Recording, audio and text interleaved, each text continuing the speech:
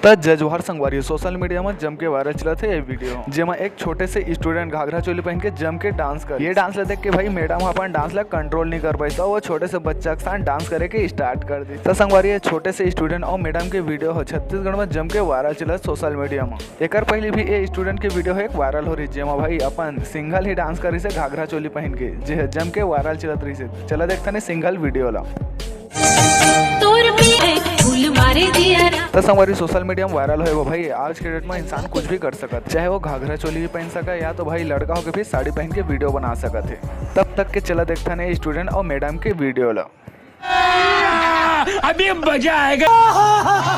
तो संगवारी ए मैडम और ये स्टूडेंट की वीडियो अभी जम के वायरल चला। तो संगवारी उम्मीद करा था आप ये वीडियो अच्छा ही लगी सी। तो ऐसे नए नए इन्फॉर्मेशन वीडियो देखे मोर चैनल सब्सक्राइब करके रखे रहा ताकि मैं जब भी आप नए वीडियो लेके आऊँ तो सब पहले आप देखे के मौका मिले।